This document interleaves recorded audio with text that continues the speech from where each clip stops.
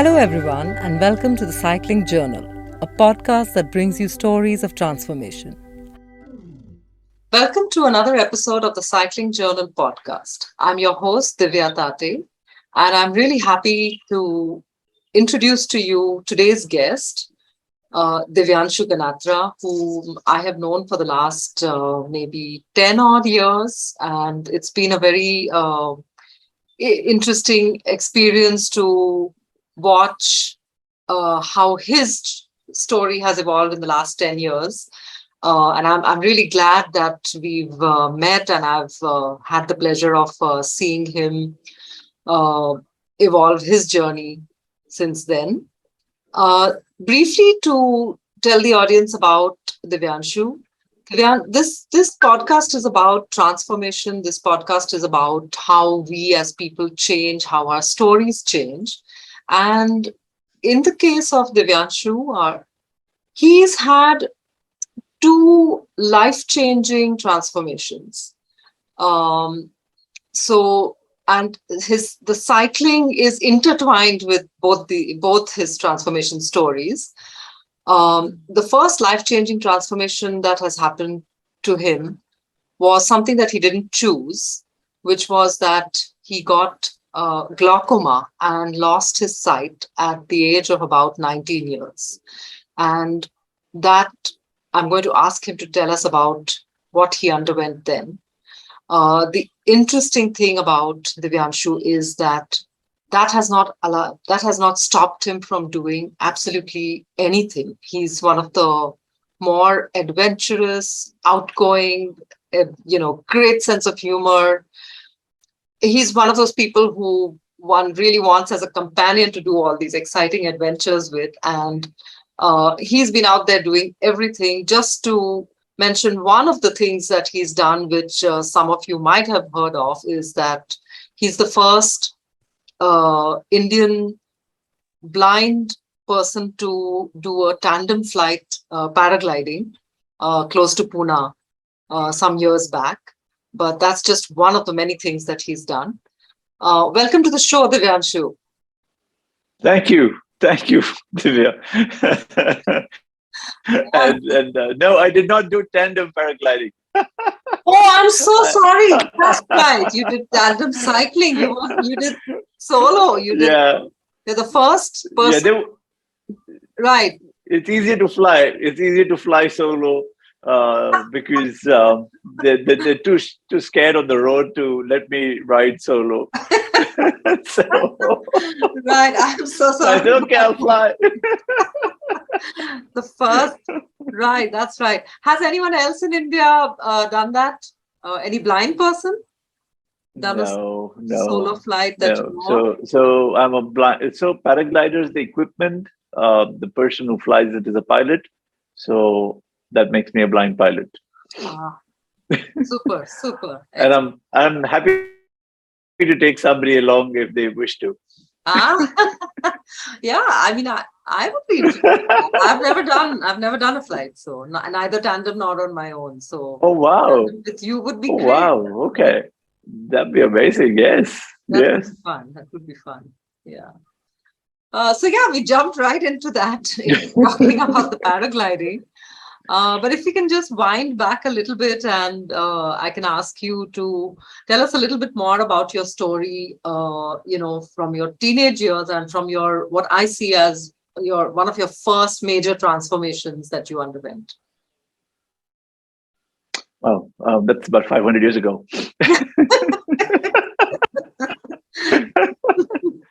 uh, yeah, I really feel that was a huge turning point when I was diagnosed with glaucoma when I was about 17 or 17 and a half, 18 years old. And glaucoma is a condition where your eye pressure goes up. So I went for a regular eye checkup. I thought I had specs, so I went, and the doctor there, for some reason, suspected my eye pressure was high. It's very rare at that age. It's the second most common cause for blindness above the age of 40. but at the age of 17, it's extremely rare. But for some reason, he thought so, and he checked, and then we went through all the tests, and it was confirmed that I had glaucoma. And at the end of all that prodding, poking, peering, Yeah. the first sentence my doctor says to me is, "You're going to grow blind." My And I could see perfectly well then. So I'm like, I don't think I'm going blind, but you for sure have gone senile. And right. like, which 17-year-old would Right. believe that? Like, and Yeah. then it's too hard to. That's the first thing he said, and I'm like, really? No, I don't think so. And he said, yeah, we're sitting on a time bomb, and we don't know when. Um, and post that, then of course there was a lot of interventions. My pressure never came down. It was practically 6 times out of normal all the time. Mhm. And I was on. We did everything, but then there was partial peripheral loss, and then you could still um, do everything. So you could still fool yourself and fool the world. Mhm. It's easier to fool the world, but more difficult to fool yourself. Yeah. But True. but I could do that, and then one fine morning, that's the remainder of the sight of almost 50% was lost, and I was completely blind. That happened at the age of 19, and my first thought was, "Damn, the old man was right." Yeah. Right. So yeah, that's what I mean. That was one turning point. That was one morning that changed my life. Right. Yeah. And you said that you used to, so you've grown up in Pune, a very different Pune from what we have around us today, I'm assuming, For sure, for a Pune sure. in which it was safe to cycle around as a kid and as a teenager. So you said that you were cycling still almost right up to the time that you lost sight. Mm. So interestingly, even when you do lose some bit of sight, there's so much you still can do. There's so much that it never really prevented me from doing anything. I was cycling until the previous night. Amazing. I was even and for me, the cycle was always stitched to me. So no matter where I went, my cycle went with me. So Wow. Yeah. so yeah, I was cycling almost until the previous night. And you for sure said it right. Pune back then was way more cycling friendly, Yeah. way more kid friendly, or children friendly. Right. I think the world that we're creating now is very less child centric. It's Oh, very yeah. adult centric. Yeah. Yeah. So you were cycling, you must have been going to college back then, right? In when you were. Yeah, of course, I was, but I think I actually quit education just before I went blind. Ah, I actually had a good reason had I just held on a little bit. But right. I distinctly remember reading. I was in Symbiosis doing my commerce, and I distinctly remember studying for my 12th prelims, and this D.M. Mithani. We had a book by D.M. Mithani, and I was reading upon economics, Uh, and I'm like, no, we've got all of this wrong. All this yeah. diminishing marginal utility. I'm like, no, the 12th mango still feels the same to me. Uh, And I said, this isn't education, right? I didn't feel like I was getting educated. I didn't feel like I was getting any education, and yeah. so I just threw the book out the window, and I said, I'm done. Superb. I'm really done with this. So Uh, your family, what was your family's response to that? to say it in Marathi, 10वी तर pass झाला, which is like, oh, at least he passed 10 Right. standard. So incredible, because they never believed I could even get through that. Right. Because yeah, because ever since I remember, ever since I failed in kindergarten, Divya. So Okay. I don't even know. I mean, that is really that is my I mean, my who glow failed shining in achievement. kindergarten? What are the parameters for passing kindergarten, for Christ's sake? You know, If I ever knew that, yeah, I'm crazy, like crazy. like I mean, who the who you the know that I've homeschooled my kids, right? I pulled yeah them out of yeah. school at some point, so I'm totally down for this. For Oh, I'm good happy change. to talk about this at length because yeah, they actually failed me in kindergarten, and I would have forgotten that. But then I had friends who went to the next class, and they were my friends Right. until my 10th standard. So They they never remind let me forget. Yeah, they never let me forget. you what are They're friends like, oh, for? you shut up. You failed kindergarten. I'm like, Amazing. Wow. and back then, I think it was quite okay. Like they told my parents, oh, we think he should stay back in kindergarten. And they're like, okay, sure. If you think so, sure. Little And did they know that. subsequently, Little did they know that 10 years later, yeah, that's like, why okay, like forget it. yeah, because after that I just made it a habit, and the only way I went ahead was because well I had friends in high places. It was a private school, and and I just felt it was. I think I did I didn't fail because I was dumb, and I can say that now. I didn't think so then, of course, and maybe I mean I'm dumb even now, but not super dumb to fail. But I think I was Mm, just dead bored. I was dead bored in school, right. in the classroom. I loved the world outside the window. It was magical. It was Right. amazing. Yeah.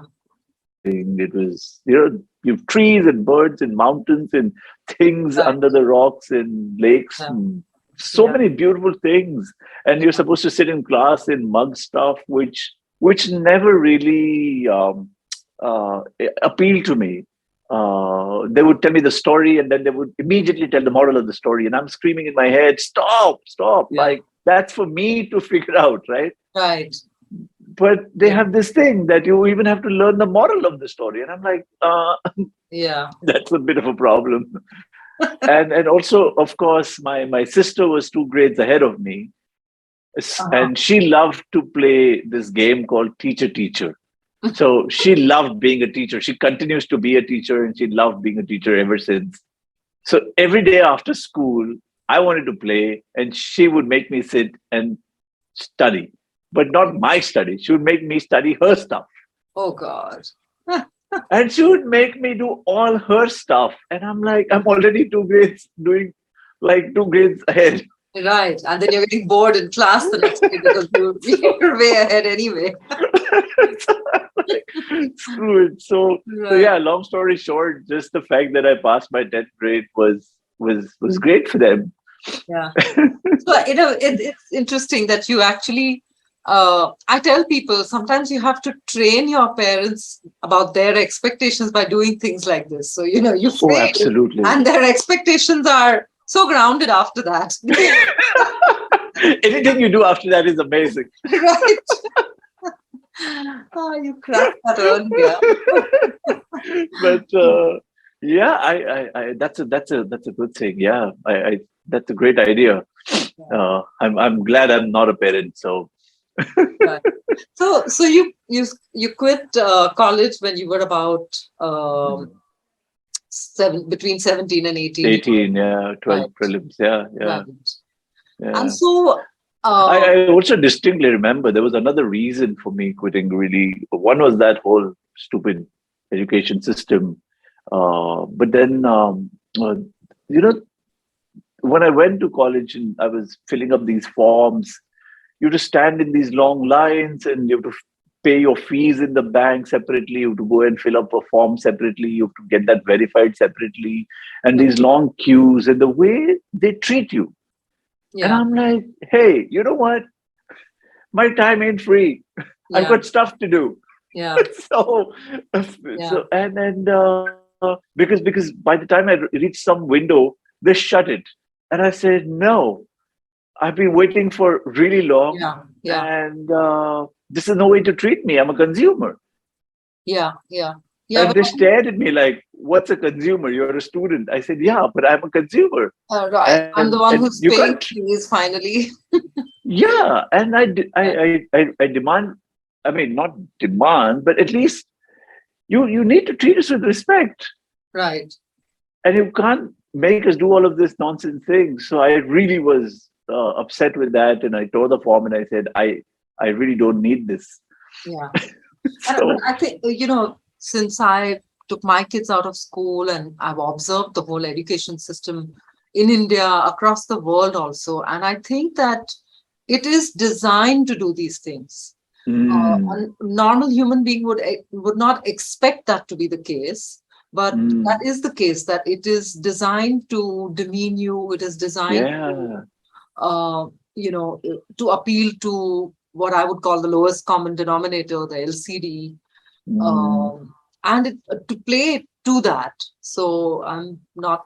Absolutely. And this whole thing of authoritarianism, Yeah. it's just ingrained from a school. Why can't kids be respected as equals? I mean, treated as equals, so treated with Right. respect. This whole thing that, we have the power and we will use Yeah. that Yeah. Yeah. Yeah. power The obedience to training. control, to brainwash. Absolutely. And then to me, I always struggle with that. I continue to struggle with that. Yeah. So, right. So we were talking about you cycling right till the very last day, before you lost your sight entirely. And so, Mm. what was life like after you lost sight? um, immediately after Divya, it was traumatic. I'm not Yes. gonna make Yeah. bones about it. It was traumatic. The same things that people go through. There's anger, there is depression, there is sadness, there is why me. Right. There is bargaining. You feel like, hey, I didn't do no wrong. I don't deserve this. Uh, and then there are some moments of saying, uh, I just this is it now. So you better learn to accept this. Right. So you go through the whole grief cycle. I mean, the whole Yeah. grief stages, just like you go through when you lose somebody. Right. The the only difference between losing somebody and this kind of sudden disability is that when you lose somebody, it's finite loss.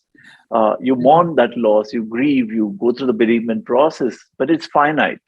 Right. After a while, you move on and you can look back at it neutrally.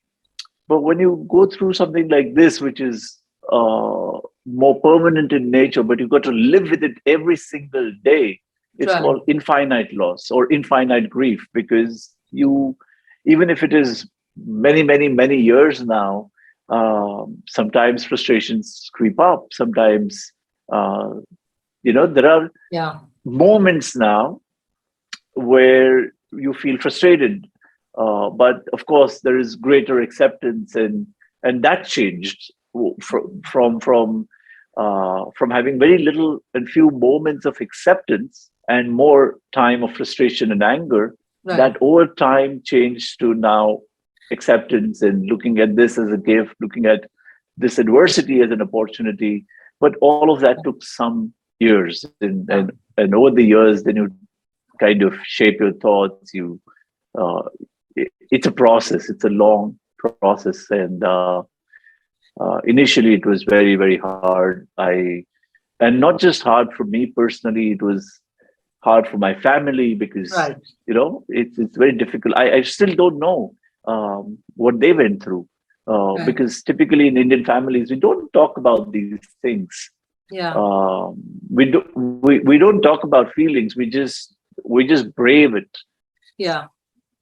and everybody shows a brave face, and we almost suffer quietly, and then have to have a stoic face, and so I don't know how my family coped with it, but they did, and they did remain strong. They continue to be supportive and strong.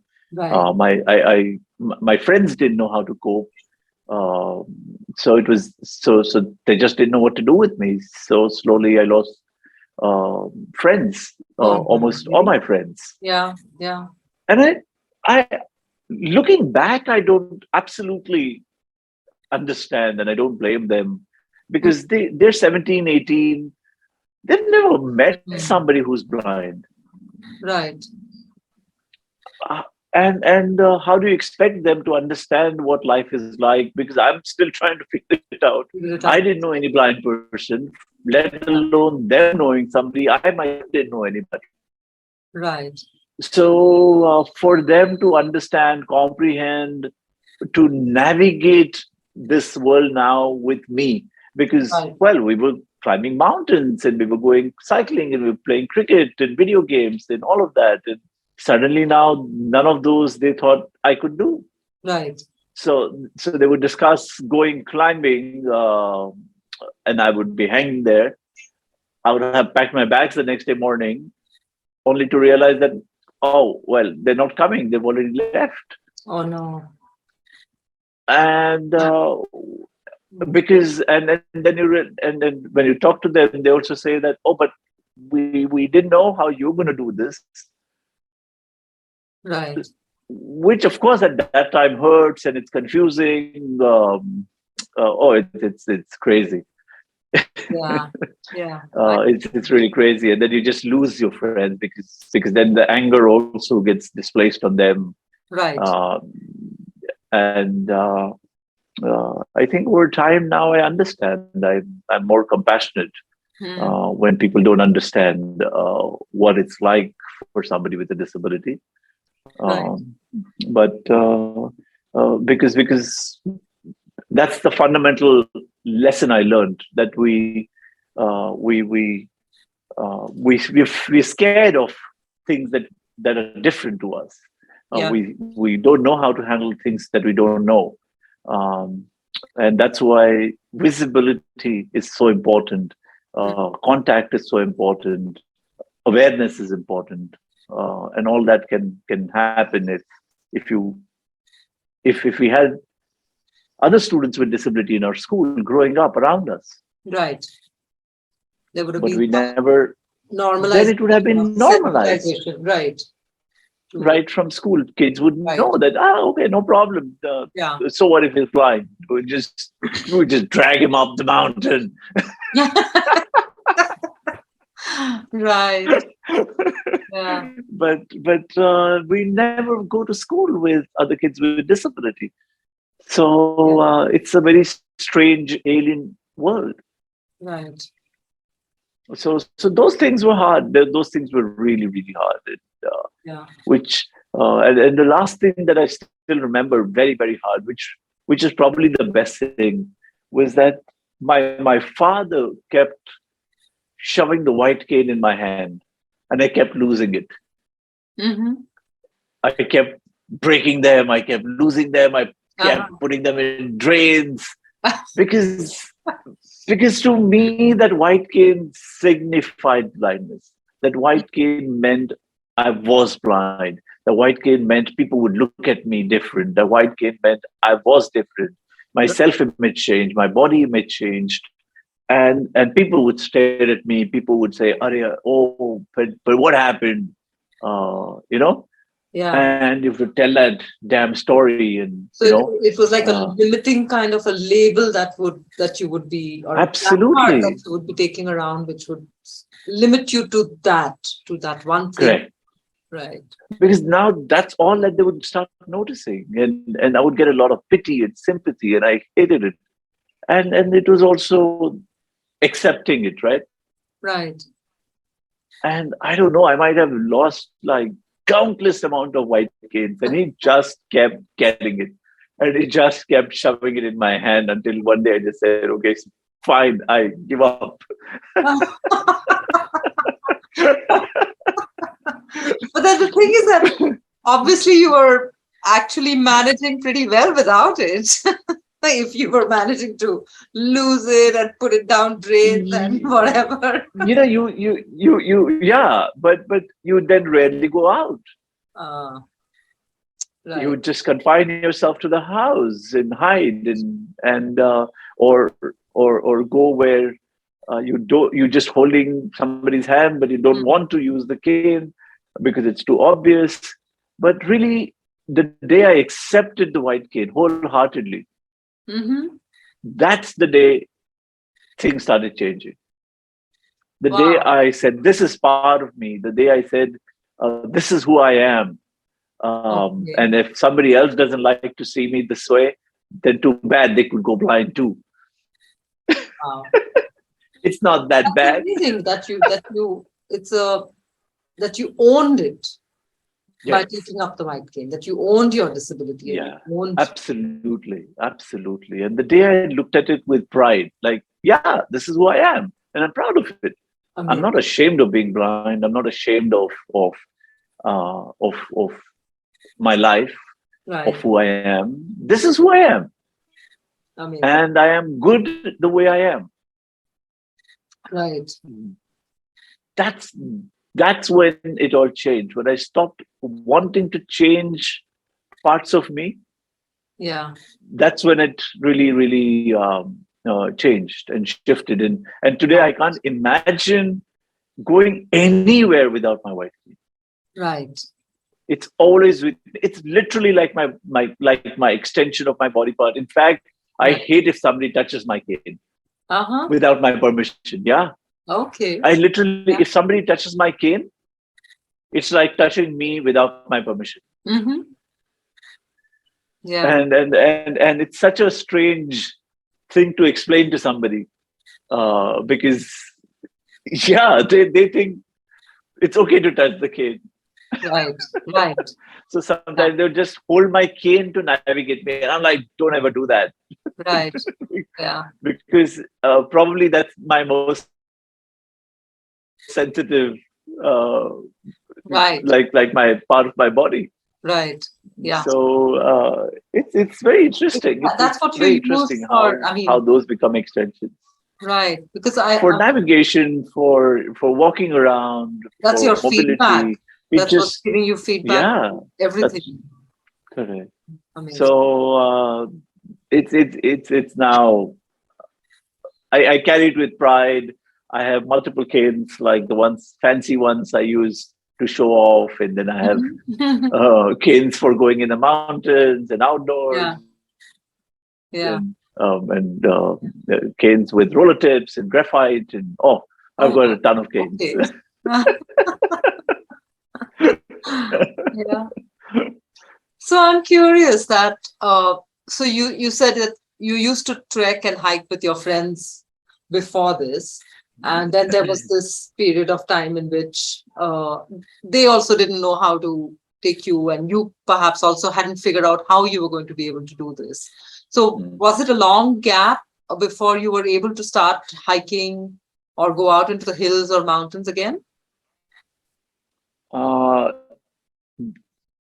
16 years, 16 years. almost 16 years. Yeah, 15, 16 years. And that what was it that transpired 16 years later that allowed you to be able to do this again? Um, so, of course, for the first part, what happened was that I came to this place where I said, "Hey, I definitely need to stand on my 2 feet. I definitely need to be independent because that is something very core to who I am. Yeah, I'll give up anything but my freedom and my independence."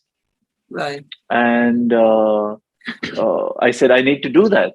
And if I have to do that, I went to rehab. It was crappy experience there. Then I moved out of home because at home everything was being served to me, or I mean, good intentions, of course, Yeah. but everything was being served, everything was being taken care of, and I said, this will really handicap me. Mm-hmm. This will come in my way because I Right. would never learn. Yeah. I mean, I And frankly believe that that's true for fully physically able people also, that they don't even 100%. realize how much they are handicapped, like you said, by not Mm, exploring their own independence, just by having the comfort of somebody looking after you, your home, your parents, your thing. You need to get out of the comfort zone to be able to, realize yourself fully.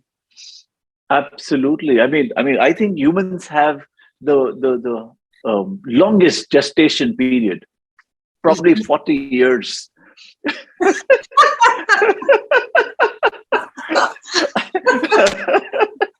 I have 40-year-old friends whose umbilical cord is still attached. Ouch. And I'm like, wow. Yeah. So, so what you say is so true that 100%. That's the most important thing that we need to get kicked on our backsides and uh, go fend for yourselves now. Yeah. Yeah. For me, I interestingly I chose that for myself, and I said, "Hey, I need to just get out on my own and figure this thing out."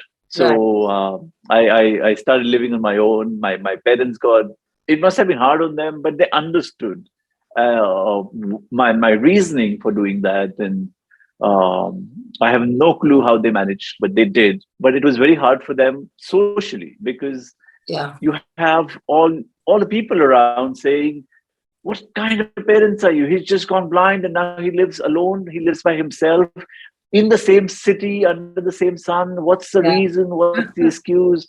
Yeah. What's, Well, did like you I throw him said, out? Or, it's not just about you being blind. Able-bodied hmm, parents and kids have the same response. So I think about three yeah, years back, my son and I, we had to move out of the house that we were in before that, and he expressed that he wanted to stay on his own.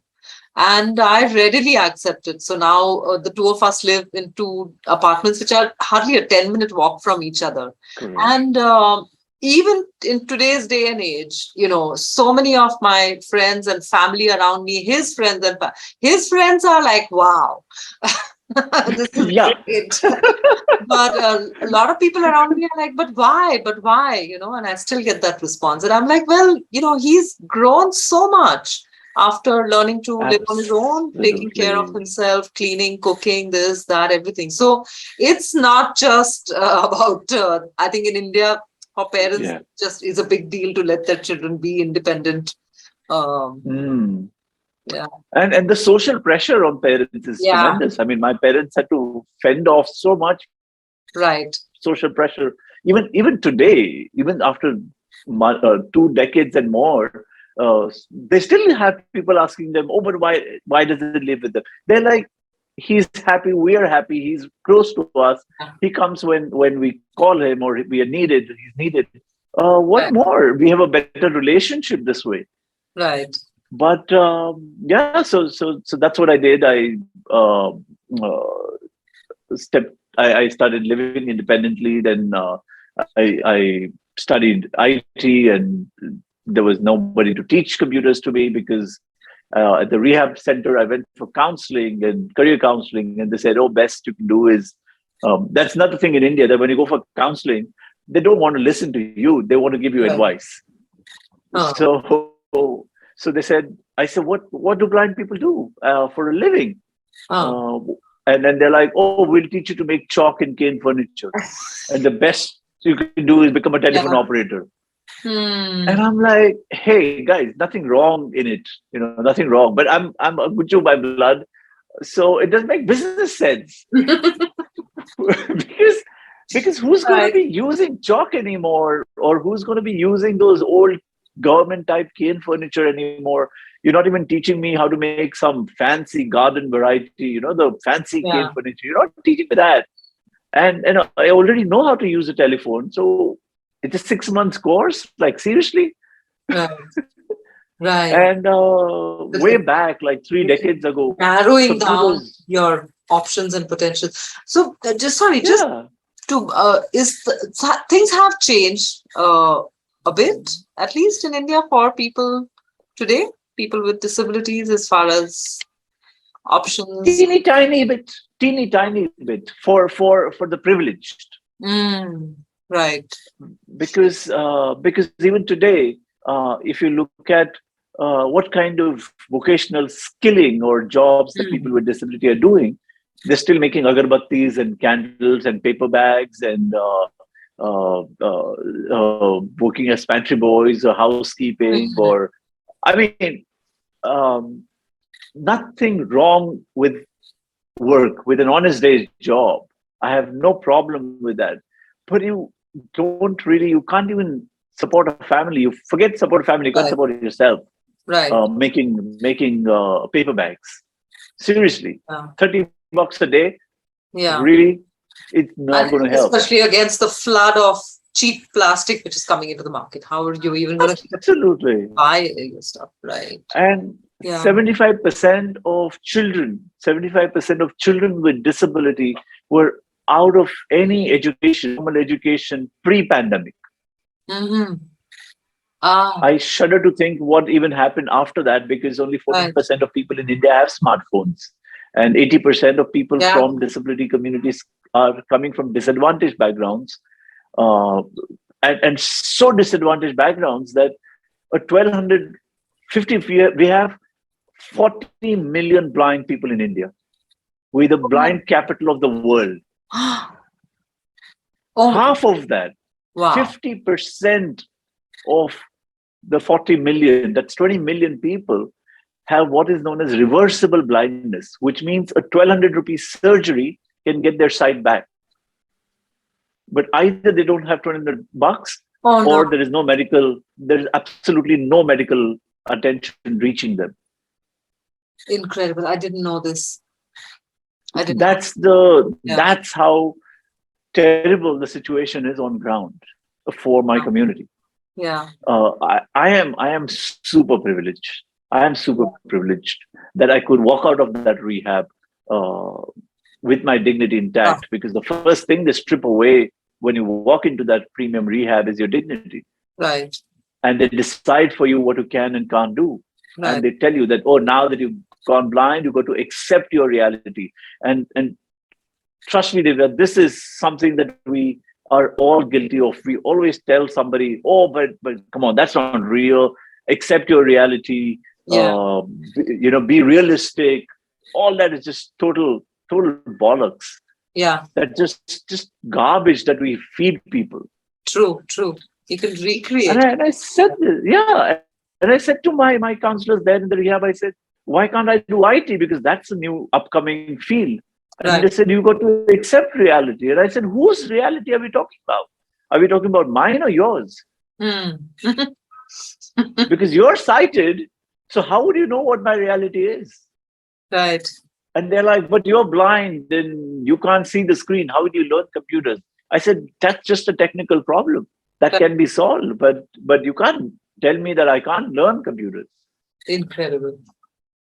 And I quit there, and I said, I'll find out. And then there were these lots of core training institutes, mushrooming. I'm talking about 25, 30 years ago. Right. All of them said the same thing, that, oh, but you're blind and we don't know how to teach, and there are no screen readers, or I mean, there was no concept of screen readers then. How do you see the screen? So finally, I just learned computers on my own. Just did it on my own. Just had some people read out the screen to me. Amazing. And set up my own. I got my first break with Data Pro Information Technologies, and later with other companies, and had a successful career. So, but a lot of my time then went in just standing on my 2 feet, doing what is most important. And in the meantime, of course, I also had parallelly people telling me, oh, but how can a blind person go up a mountain now? So I had nobody who was also ready to take me. I'm like, I'll just hold your hand and we'll figure it out one step at a time. But there was nobody ready to do that. And because I had all these other 100 battles to fight, I said, okay, this one we'll park it for later. Right. And that kind of later happened maybe slowly started happening a little bit around 2005 and 6, um, and slowly after that.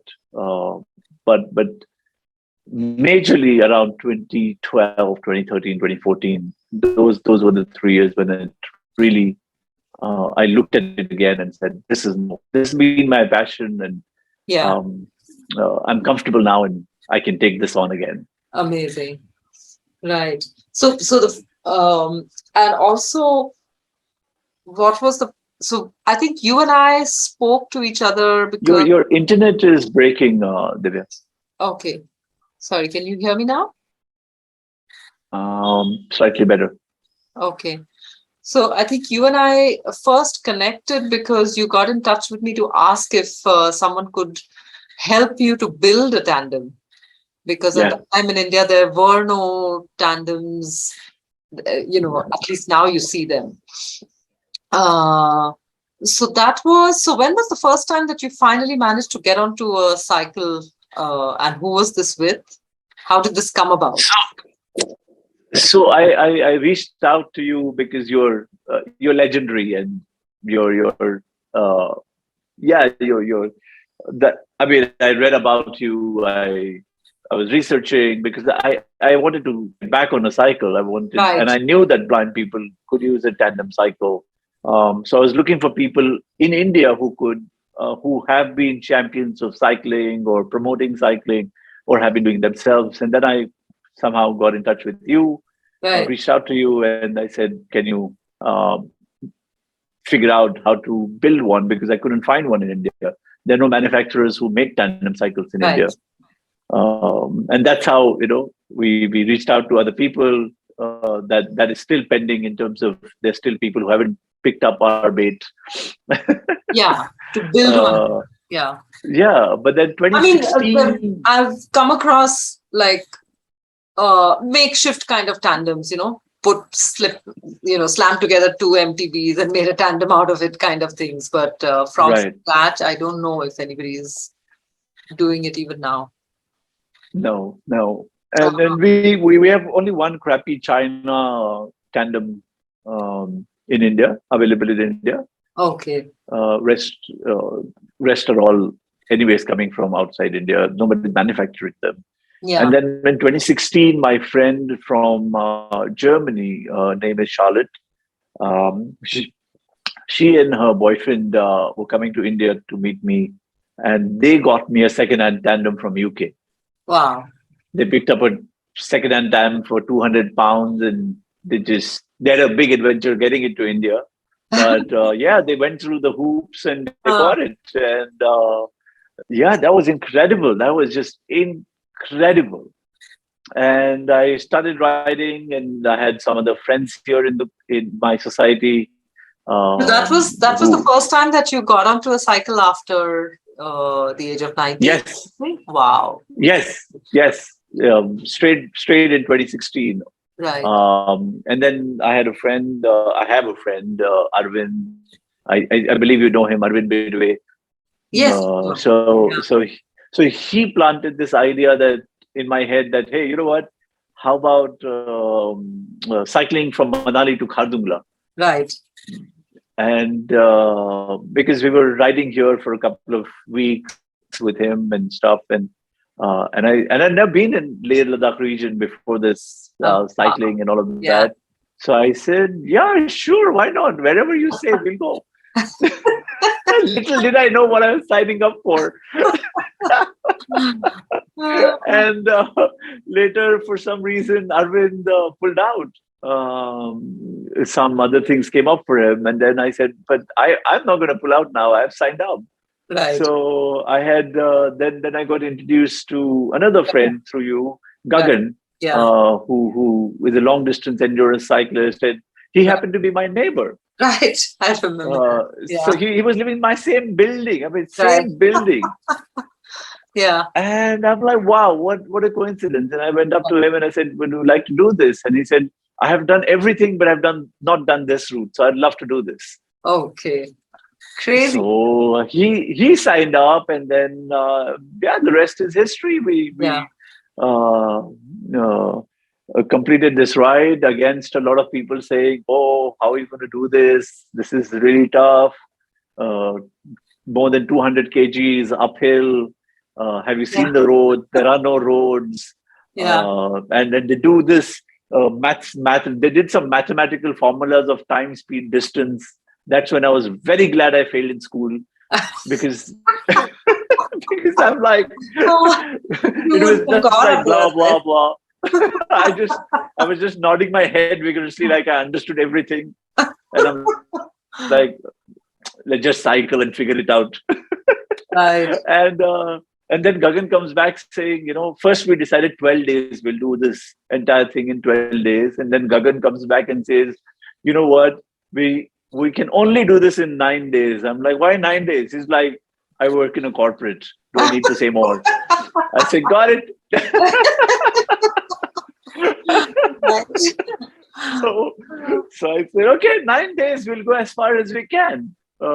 That's not bad, right? And then 200 kilometers into the journey, our bottom bracket came out completely, Oh God. and we had no spare, and we're in the boondocks, Right. and Gagan's like, well, this is gone. Like the frame's gone. We can do nothing about this. And he's such an experienced cyclist. So I'm like, well, if Gagan's saying this is gone, I don't know what else can happen now because yeah, there's nothing we could do. Right. But then for me, thankfully, um, I still was like Indian jugaad, right? So I said, "Ek kaam karte isko, we'll just hammer it in. Let's see what happens." Because in India, when things don't work, we just hammer Yeah. the shit out of it. Right. So we It's a good hammered thing it. it's a good thing it was such a heavy duty bike. That Oh might yeah, yeah. work with the new stuff. It worked. Oh yeah, it might not work with the carbon frames for That's what sure. it's No way. Carbon bike shudders the minute it sees a stone. got. So we hammered it and we went 5 kilometers more. Okay. And the damn thing rolled out again. And Gagan's like, see, this is what I mean. It's not going to stay in. I said, don't you get it? It's working. It did 5 more kilometers. We've got 205 now. He's staring at me. He's like, I think you've got altitude sickness. And I'm like, no, I'm serious. This is amazing. Right. Let's hammer it again and let's do this. And I don't know. He kind of came on board with the idea of me saying, let's hammer this every 5-10 kilometers and keep riding until we can. Is that what you did? And for the rest of the 350 kilometers. Oh, wow. And we finished in 8 days. Because we also wanted to see the mud palace. Wow. So and we have this on film. So yes, we look really funny. Trying to we stopped hammering it with a stone and then just started hammering it in with our feet. And it looks really funny because, oh my God, it's really funny. But we did it. I mean, we managed to complete that whole thing. Yeah. That was an amazing story. I remember seeing that film. I'll share it with the audience. I'll share the link. It's an amazing film to watch. The two of them, cycle Manali to Khardungla. I know a lot more people do it, but this was such a crazy story. Yeah, I get goosebumps when I think about that. Wonderful. And then that was a huge shift again because but if you post the film, there are two films, Divya. Okay. One is a short 3-minute film, which is more the glory, the adventure, the fun. It's beautiful. It's beautiful. The 3-minute film is really beautiful. But I always also want to tell people that while you see a sleek film of a long expedition, there are many things that happen behind the scenes. And I have also put a 45-minute uncut, unedited version of the film. Oh, that sounds It's there on YouTube. Okay. Because I want people to know that there are decisions that are tough. Right. There are things where you may not agree with.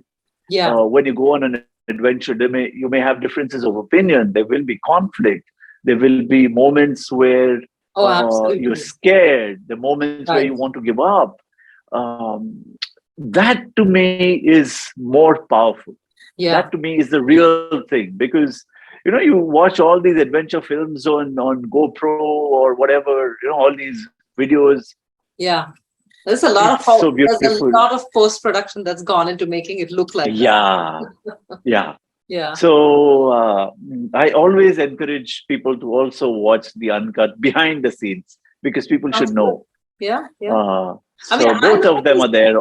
I know this from the films that we make for the races, like Deccan Cliffhanger, That's right. The Spice. And we're making this slick, sizzle reels, and we're just like skimming over the surface and just showing you all the great stuff. And Correct.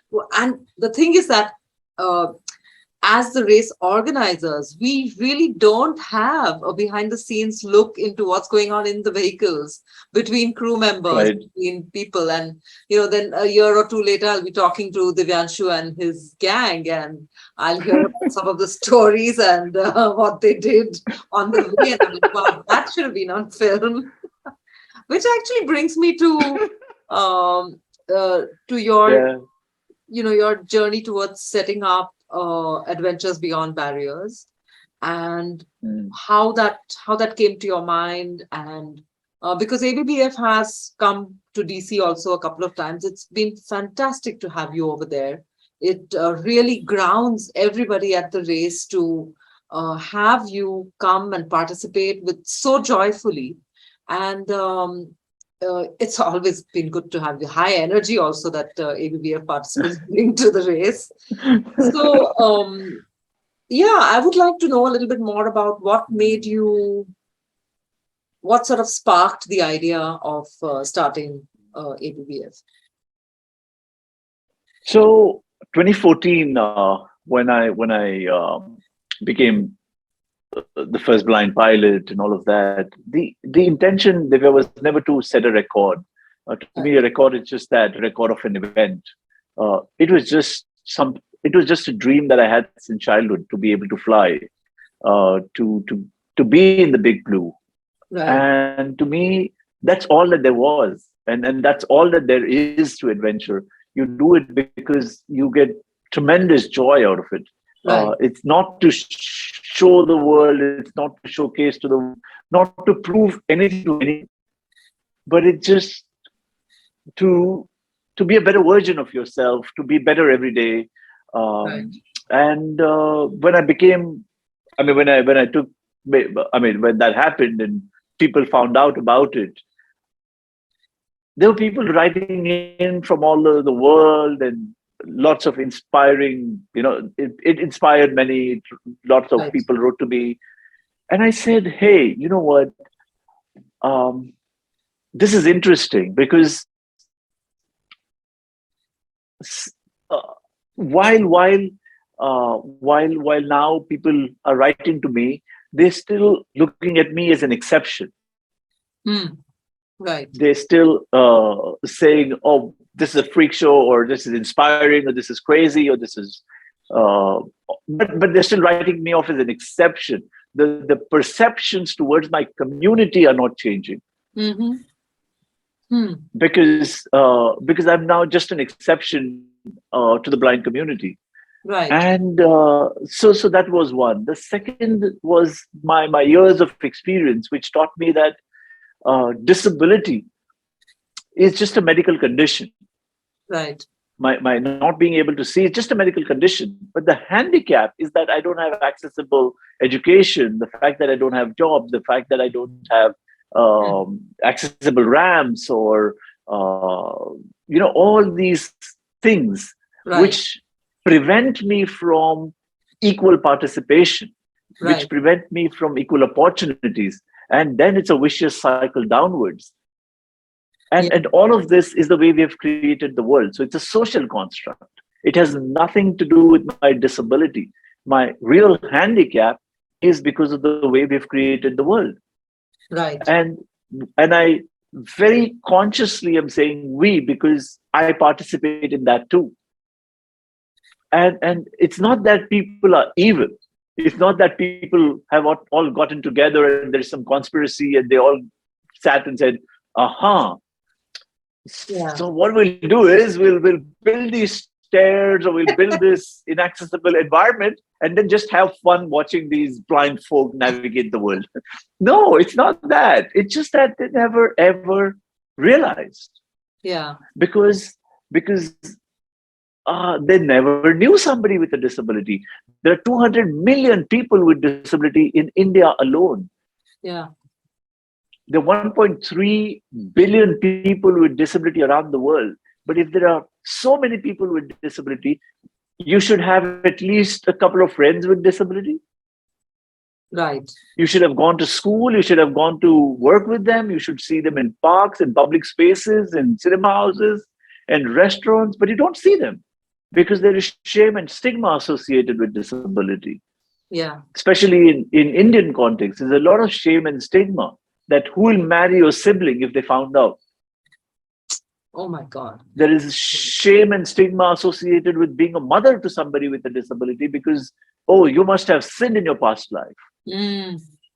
Or we have the karma theory that, oh, this is all your karma, or Right. or karma of bad parents. You must have been bad people, and that's why now you're paying through this. So all that uh, is what keeps us locked inside our own homes. There are parents who don't introduce them to the world, Right. and there are many who don't see the world outside and are locked in their own homes because of lack of access. I mean, can you imagine taking the public transport, or even imagine getting out of your home in a wheelchair? It's practically impossible. Right. Yeah. So and not everybody can afford an Uber and extra help, and that's not dignified, of course. But nobody can afford. So many can't afford it, so they're locked inside. Most people experience lockdown for just 60 days. People with disability have experienced lockdown all their life. My goodness. Yeah. And because of that invisibility, there is lack of awareness. It leads to a lot of biases, and stereotypes get perpetuated. And the only thing you see about people with disability is somebody at a signal or in movies. And if you see how we are represented in movies, Right. it is always either a villain or as a clown or a sidekick. If you see in Lagan, what is the name of the person with disability? Kachara. Yeah. I remember that. And yeah, and then people don't realize, but these things then play on people's mind unconsciously. Right. So for me, it's these attitudinal barriers that come in the way. And we can only change people's beliefs through play, through sport, because there is nothing more powerful than sport to build empathy. Play is the best way to build empathy. Right. When we play together, we're equal. When we play together, we don't discriminate. When we play together, it brings hope. It unites us. It inspires us. It speaks to us in a language that we can understand. And it's the most powerful tool to end discrimination. Amazing. And to me, it was a culmination of my education in cognitive neuroscience, and then sport, my love for sport, and then of course being inspired by Nelson Mandela. I mean, if you could end apartheid and unite a country that hated each other, right, through sport, right? At least people with disability and non-disabled people don't hate each other. Right. It's much harder to overcome hatred than pity and sympathy. Yeah. And to me, that was the idea that I said, hey, you know what? There's so much joy I get out of sport, and if I can also change the world through that and change mindsets through that, Wouldn't that be incredible? At the same time, also create opportunities for people with disability to participate in mainstream sport, Right. to participate as equals, because they've always grown up in blind schools or special schools. Right. So they've never been mainstream. They've never learned social skills. Yeah. It's like growing up in Papua New Guinea and then expecting me to operate effortlessly in Manhattan overnight. It's not going to happen. Right.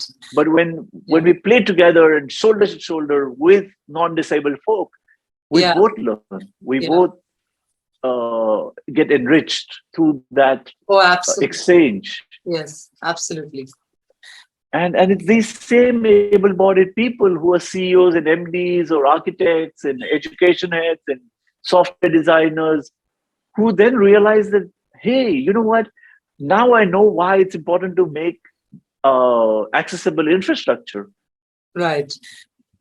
Because architects learn about it in theory, but they've never met somebody with a disability. Right. Yeah. And they then say, it doesn't cost me much. In fact, it's a beautiful experience for everybody. And we all are going to grow old someday. And there are pregnant women and there are temporary disabled people. It's just a beautiful thing to do and it doesn't cost much. Right.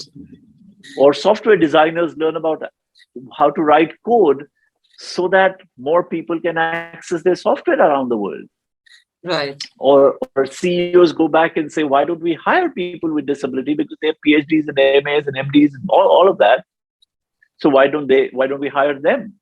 Yeah. And to me, that's civic change. That's transformation at a civic level. When we that's how it all really started. And DC is great fun. It's crazy fun, and it's all power packed in 32 hours. Right. So why wouldn't I do that? At the end, I get a beer, right? So why wouldn't I do that? I have you on record. Singing totally. that at the Deccan Cliffhanger stage in Goa. I'm like anything for a beer. Right, that's amazing. And then along the way, you go change the world. Right. Yeah. And to me, Divya, honestly, when you have privilege and you have health and you have education, it's your duty to do the hard stuff. It's your duty to solve some of the wicked problems. Yeah. And to me, if I can solve some of these wicked problems while having fun, while witnessing change and transformation, because we don't summit Everest because we can. We summit Everest so that others can. And to me, that's more powerful. I didn't do M2K so that I could be the first person or whatever. I just happened to be. But to me, the greater joy is the 9 times that I've gone after that. Right. I've taken 9 batches of people with disability, with single-handed riders, no-handed riders, amputees, double amputees, blind, 70-year-olds, women, 13-year-olds, everybody whom the world has said not possible. And then you're standing at and the able-bodied people who really of course, transformed by people. interacting. I think the kind of sensitization that they must have undergone through that process of absolutely with the others. And they come together as strangers, but at the end of 10 days, they're like family. And there is they don't see any difference. If I don't listen to them, they'll move the furniture around and they're like, you still want to be stubborn?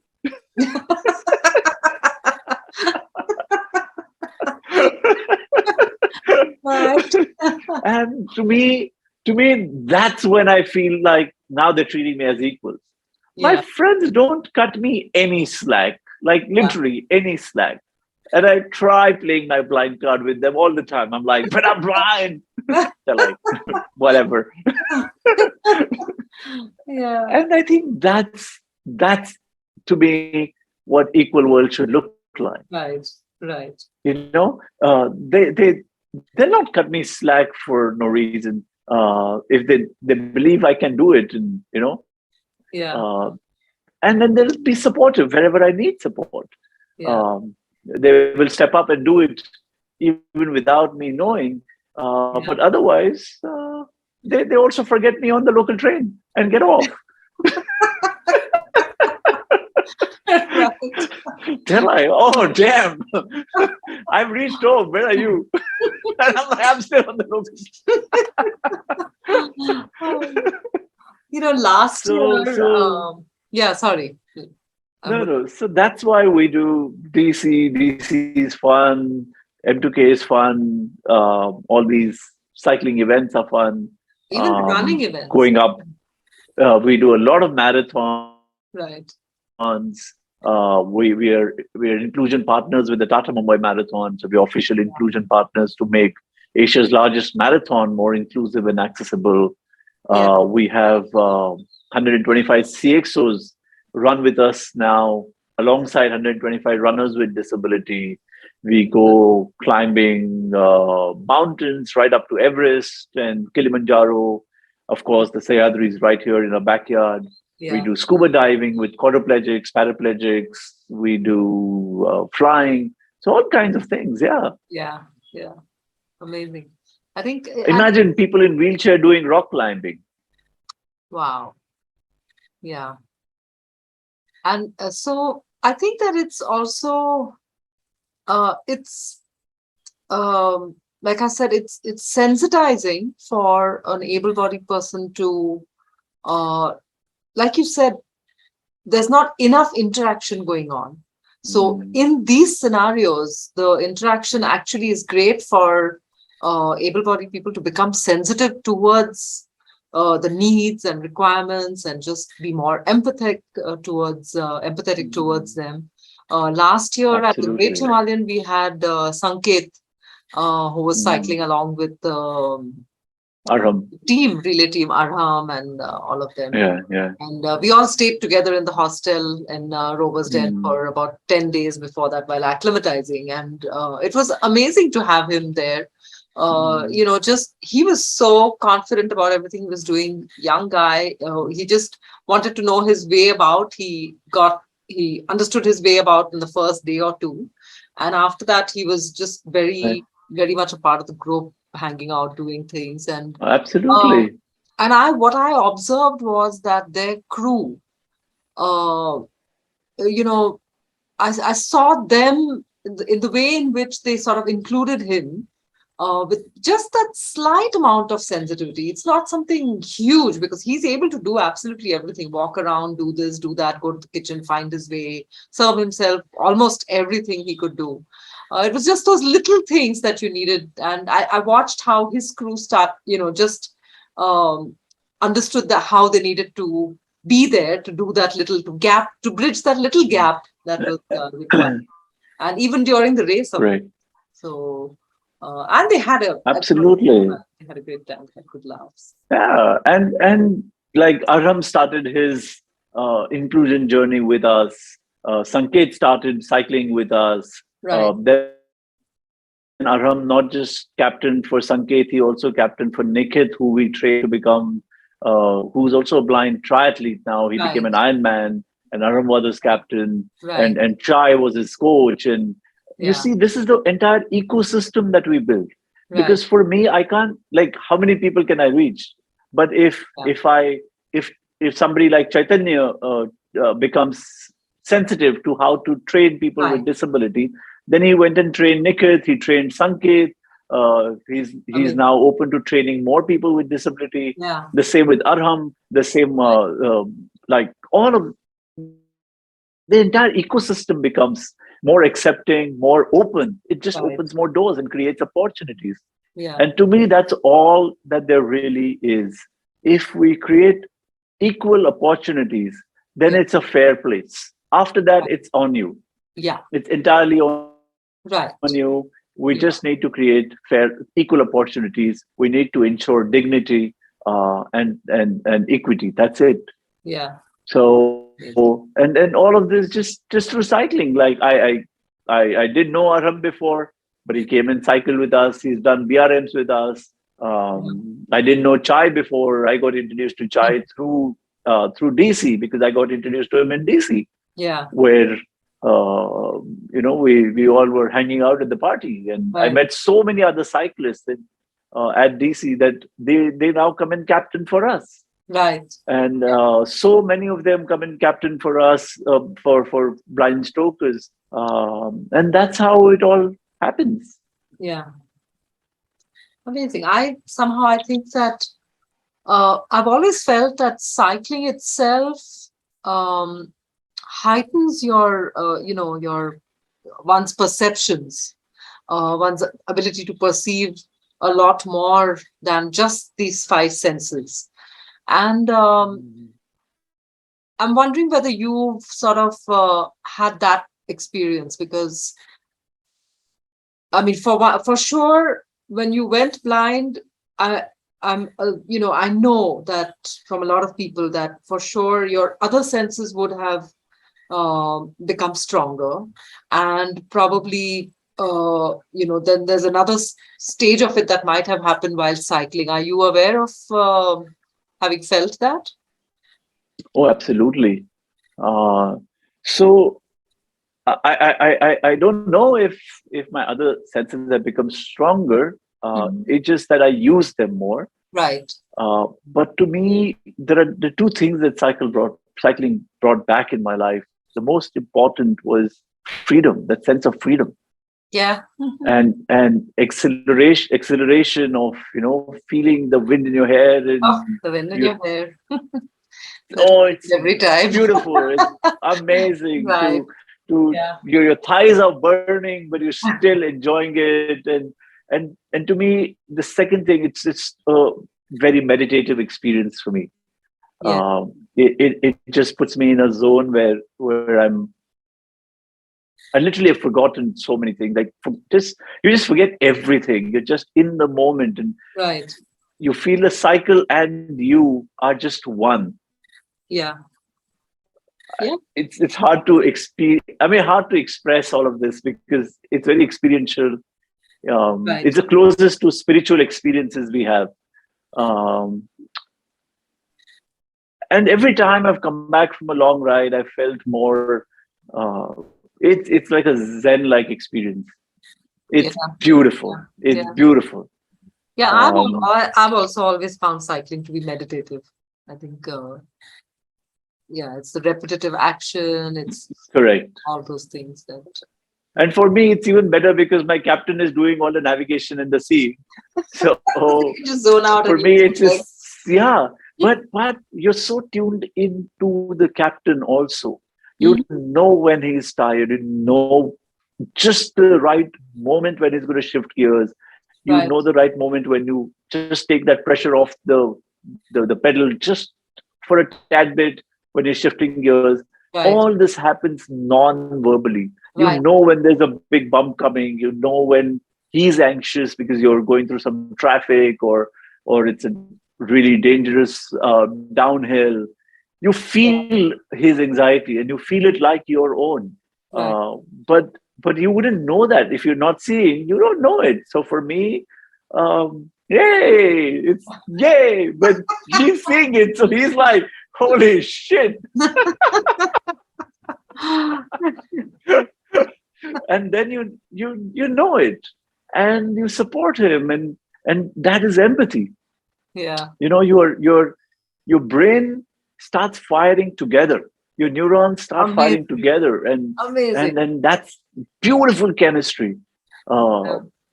I think, I honestly feel, it's literally like falling in love with somebody you've known for years. You Wow. just know it. Like, if you live with somebody for like 40 years, you sometimes complete their sentences. You know Right. what they're thinking. You just know it. And for me, the captains that I ride with regularly, it's that kind of a friendship. You just know it. You just Yeah, you just know it, and it's beautiful. Mhm. So what's So those are for me very beautiful transformative experiences, right. and the joy that get out of it each time. Yeah. Yeah. So what's next in your sights? Mhm. Oh, lots.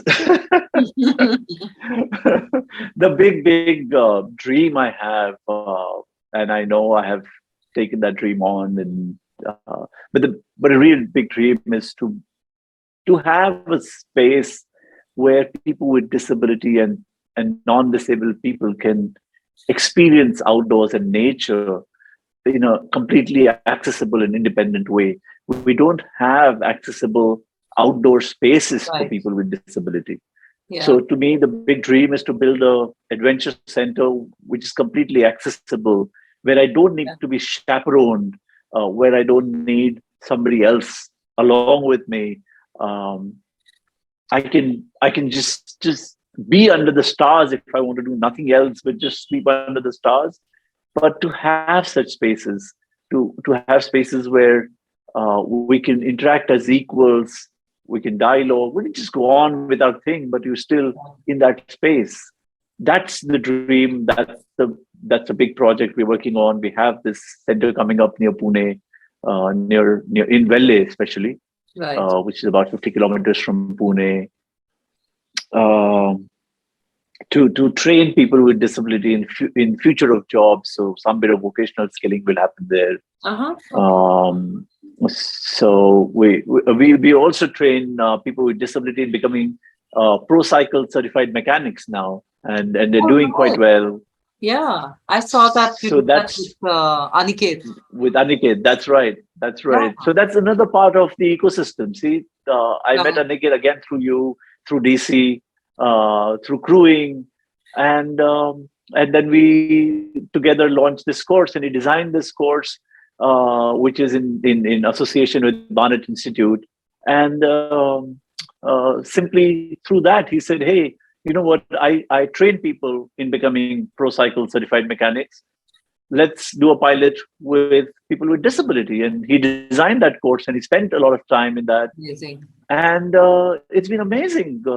The pilot has been very very successful. We got interest letters from all across India. So look at where that led to. Yeah. Just that simple Wow. cycling Right. experience led to people now being having being independent and economically independent, Right. not just independent. Right. More So opportunity. to me, Yeah. it's that's what cycling has brought in their lives. Um, so now all the cycles are maintained by blind folk. In fact, Wow. Really? uh, So your tandem cycles, all the maintenance is done. it happens by blind folk. Yes. So wow, that's incredible. Yeah. Even for M2K, our main mechanic, the mechanic on the crew Yeah. who played the part of the mechanic was blind. And where did he get his training? Also with Aniket? Yes, Aha, this is incredible because that's not very I got trained. Yes.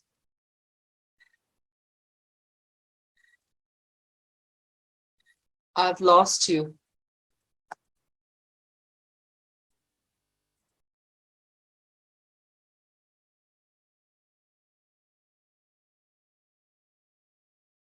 Hi, Divyanshu, I've lost you.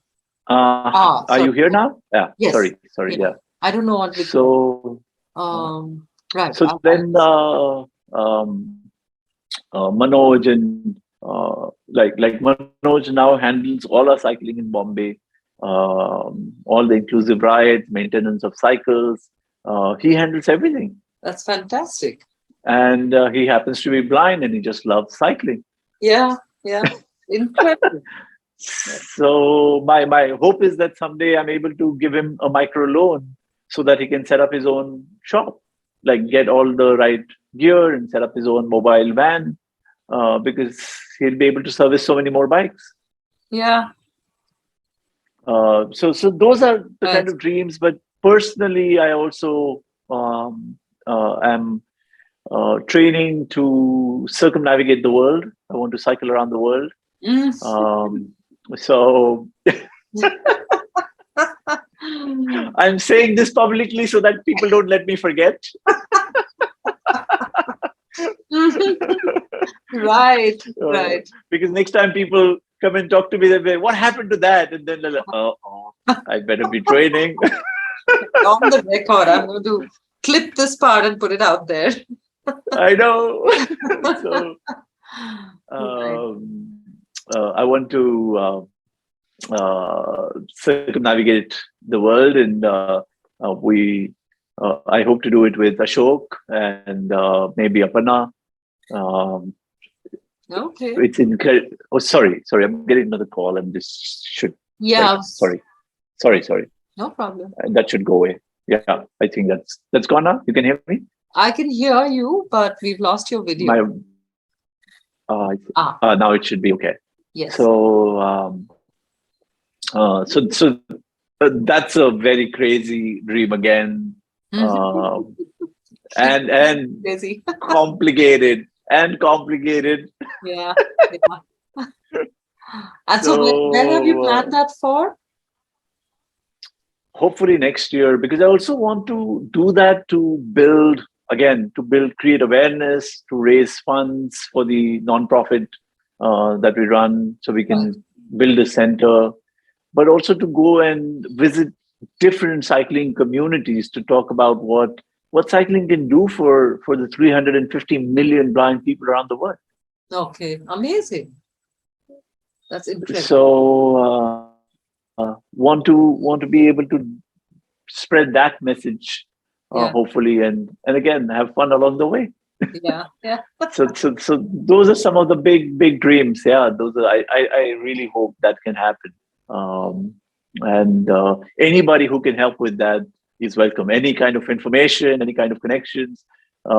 If they have transported a tandem on an aircraft, how have they Okay. done that? If Yeah. they can Yeah. sponsor a tandem, I can't take my same tandem. Right. Yeah. Yeah. How's the You bottom know, bracket doing I now? know. You still have to keep it in. Although that is my favorite bike till date. Okay. Till date, that's my favorite bike. Right. But Yeah. A lighter, it's old faster. and tired now. Yeah, it's old and tired, and it needs Yeah. rest. Yeah. Yeah. So, but somebody can even uh, say which tandem or cycle would be appropriate, gear would be appropriate. Any information, I'm happy to absorb. I'm happy to learn. Um, Wonderful. I'll put so that I'm there open also. Yeah. to learning. Yeah. Because there's so many amazing experts out there. For me, it just I'm not an expert. I just ride out of sheer willpower and stubbornness. but like You get others like to for example, improve their our skills. Rajure, Kabir, like for Yeah. example, say Kabir is listening to this, or Bharat is listening to this, or so many people, Yeah. like these are like Kabir, and all of them are my idols. Like his story is fascinating, Yeah. uh, Yeah. because his whole journey started because he heard something through a friend. I mean, through Million Strowman. Right. So it's interesting, and Yeah. he did it in 7 years. So I'm sure he will have many inputs. So people like that around the world, whoever is listening and feels they can give me a nugget of information that can help. Yeah. Why not? Yeah. Yeah. Absolutely. We also connected with this Vedangi in UK, and she's Right. offered to help Yes. this young girl. Yeah. What gumption, 19-year-old Yeah. solo around the world. Yeah. Hats off, really hats off. I mean, she inspired me. Right. She's the one who put this idea in my head, honestly. Yeah. I'm like, then for a while I was like, Yeah. She but gave a it's great talk incredible. in Pune. Correct. Great. She had done that talk, and Child so people like that. Yeah. Yeah. Wow. And you, of course. Yeah. Yeah. Yeah. Whatever I can offer, I'll be in touch with you. It's been great to see that your the plans at Vele have been coming along. However, that project, I'm looking forward to seeing that come up. And Yeah. to have cyclists come there and just be part of it. They Yeah. don't have to do anything. They just have to do what they love. Yeah. Cycle. If they love to cycle, please come. Just Yeah. spend time there. Yeah. It's a community space. It doesn't belong to anybody. It's a community space. Yeah. We need more community spaces like that. Yeah. If they want to just camp out, please go ahead and bring your own tent and just camp out. And they want to go climb Torna in front, go climb Torna and come back and Yeah. dialogue. I really want more such community engagements. Right. Yeah. Super. Is there anything else that you would like to share with the listeners? Anything that we've left out? You mean to say they're still listening? That one listener. I thought we must have lost them.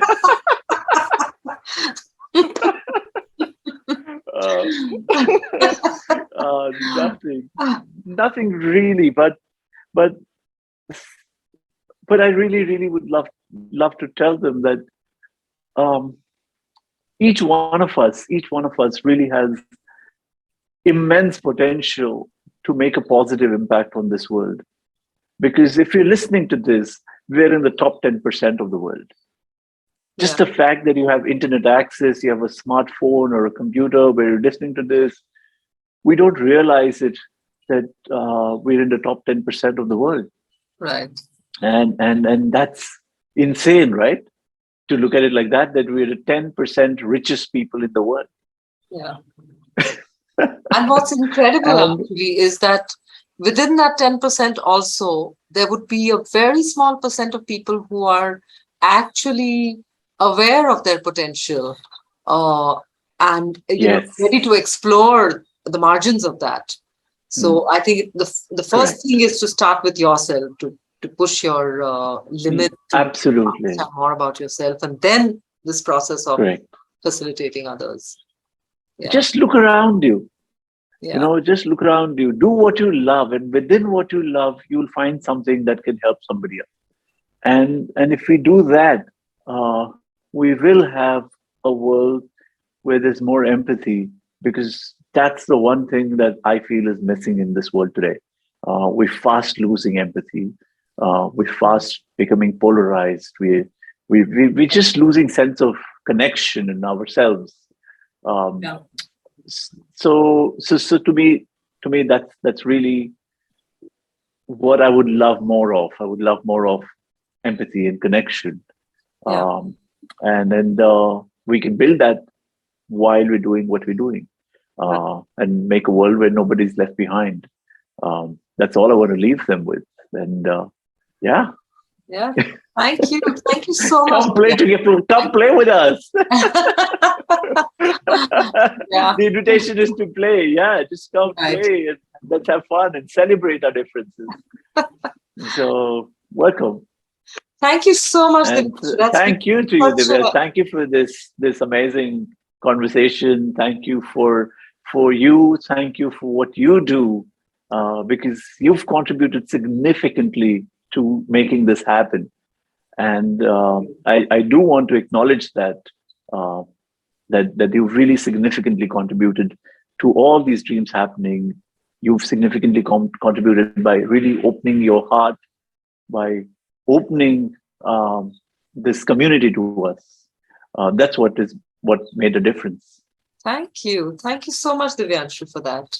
Thank you. And thank you for sharing everything that you have today, your story and everything that you've gone through, the introspection and how you've used that to bring it out and touch so many more lives and change so much more of the world around you. Thank you. Thank you. Keep trying. We keep trying. Thank you. Bye. Bye. Bye-bye. Bye.